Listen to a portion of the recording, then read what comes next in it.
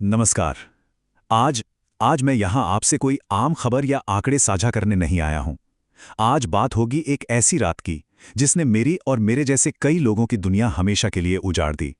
हम अक्सर खबरों में हादसों के नंबर्स पढ़ते हैं ना, पर आज मैं आपको वहां ले जाना चाहता हूँ, नर्मदा की उन गहराइयों में। चलिए देखते हैं कि कैसे एक बेहद खूबसूरत दिन अचानक एक भयानक खौफ में बदल गया। वो चीखें, सच कहूं तो उनकी गूंज आज भी मेरे कानों में गूंजती है। कभी खत्म नहीं होती ये आवाजें। ये सिर्फ शब्द नहीं हैं, ये एक ऐसा डर है जो रूह में बस गया है। मैंने मैंने अपनी आंखों के सामने अपने दोस्तों को, उन मासूम परिवारों को उस बर्फ जैसे ठंडे पानी में जिंदगी की भीख मांगते देखा है। आज भी ना, जब कभी अकेले में तेज हवा चलती है या दूर से नदी के पानी की आवाज आती है, तो लगता है जैसे कोई अभी भी मदद के लिए पुकार रहा है। लेकिन ये सब आखिर शुरू कैसे हुआ? 30 अप्रैल की वो शाम बिल्कुल एक सपने जैसी थी। नर्मदा के पानी पर ढलते सूरज की सुनहरी धूप, ऐसा लग रहा था जैसे किसी ने सोने का चूरा बिखरा दिया हो। हवा में एक अजीब सा सुकून था। लोग अपने हफ्ते भर की थकान भुलाने आए थे। कुछ छुट्टियां मना रहे थे तो कुछ बस 2 पल की शांति ढूंढ रहे थे। हर चेहरे पर एक प्यारी सी मुस्कान थी। लग ही नहीं रहा था कि इससे बेहतर शाम कोई और हो सकती है।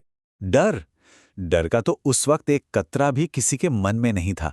मेरे ठीक सामने एक 3 साल का छोटा सा बच्चा था। अपने छोटे छोटे हाथों से तालियां बजा रहा था। वो बार बार पानी की तरफ इशारा करता और बड़ी मासूमियत से कहता, पापा देखो कितनी बड़ी नदी।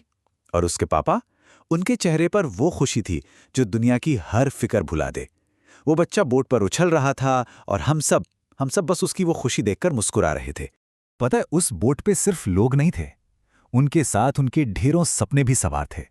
एक नई नई शादीशुदा जोड़ी थी, शर्माते हुए एक दूसरे का हाथ थामे खड़े थे। लड़की ने अपना सर अपने पति के कंधे पर रखा हुआ था। नई जिंदगी, नए सपने।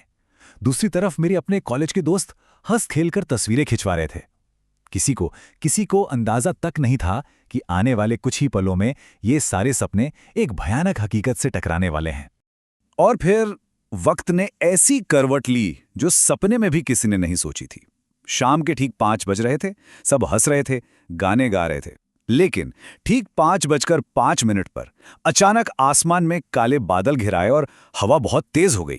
और 5:10, सिर्फ 10 मिनट में वो सारी हंसी, वो सारे गाने चीखों और डर में बदल गए। सिर्फ 10 मिनट और हमारी पूरी दुनिया पलट गई। एक पछतावा है जो आज तक अंदर ही अंदर खाया जाता है। जब हम बोट पर चढ़ रहे थे ना, हमने देखा कि सबको लाइफ जैकेट्स नहीं मिल रही हैं।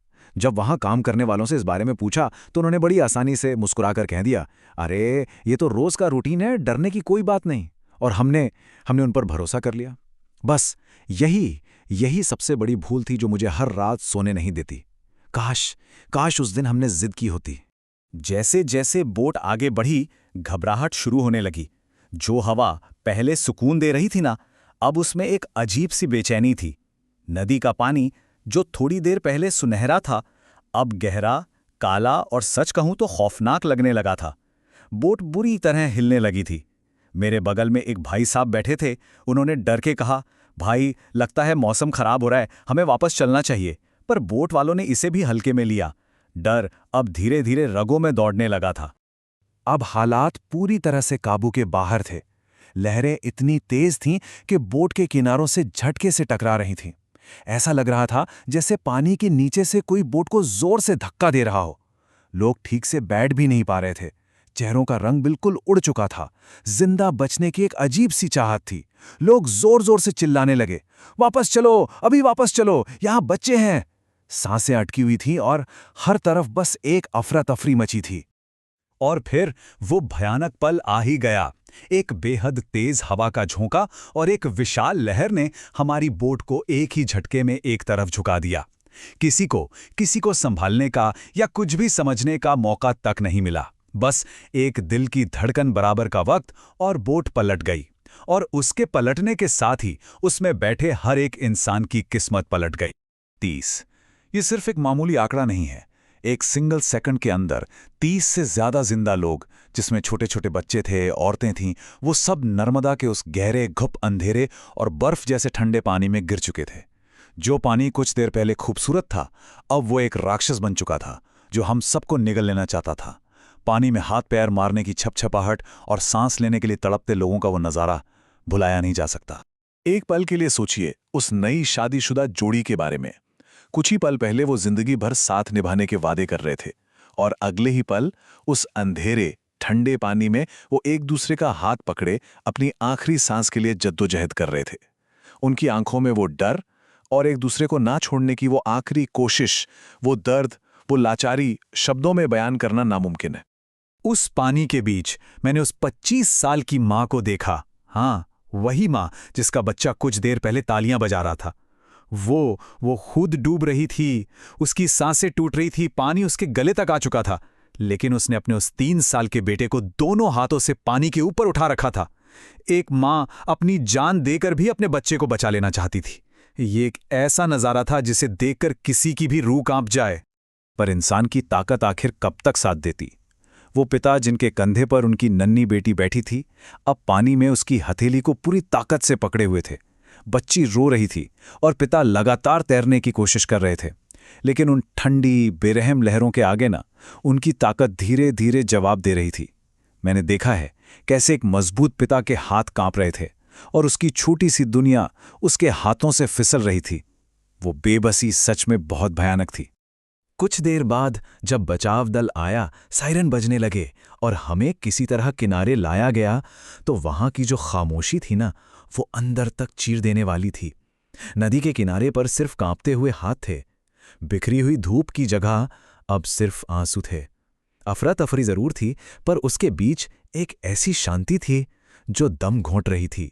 बचावकर्मी लोगों को संभाल रहे थे, पर जो पानी में रह गए थे ना, उनकी तलाश में सबकी सांसें अटकी हुई थी। अस्पताल के बाहर का वो इंतजार मैं पूरी जिंदगी नहीं भूल सकता। जब वहां एम्बुलेंसेज आना शुरू हुई तो परिवार वालों के चेहरों पर जो खौफ था उसे लफ्जों में नहीं बताया जा सकता। हर आते हुई स्ट्रेचर पर निगाहें गड़ी थीं और हर दिल में बस एक ही सवाल था, क्या ये मेरा अपना है? वो बुजुर्ग पिता जिनके हाथ कांप रहे थे, आवाज तक नहीं निकल रही थी। उन्होंने जिस शांति और सन्नाटे का सामना किया वो दुनिया भर के तूफानों से कहीं ज्यादा भारी था। तूफान तो आकर गुजर गया, पर अपने पीछे छोड़ गया उन 3 गलतियों का बोझ जिन्होंने इतनी जिंदगियां बर्बाद कर दी। पहला, मौसम विभाग की चेतावनियों को सीधे सीधे अनदेखा करना। दूसरा, जब लोग डर के मारे चिल्लाने लगे, वापस चलने को कहा, तब भी किसी ने एक नहीं सुनी। और तीसरा, और सच कहूं तो सबसे बड़ा गुनाह, लाइफ जैकेट्स का ना होना। ये सिर्फ छोटी मोटी गलतियां नहीं थी, ये समझिए मौत थी जो खुद परोसी गई थी और उन मासूमों की जान चली गई।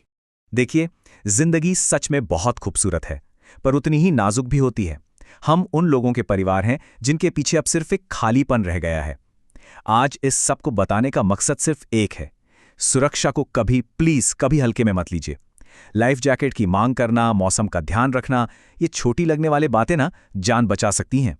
क्योंकि लापरवाही करने वालों का शायद कुछ न जाए, पर अपनों को खोने का दर्द सिर्फ वही समझ सकता है जिसने उन्हें खोया हो।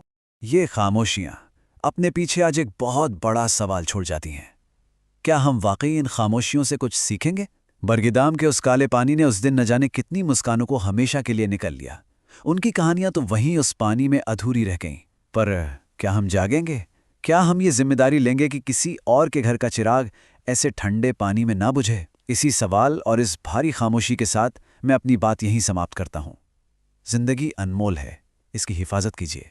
नमस्कार।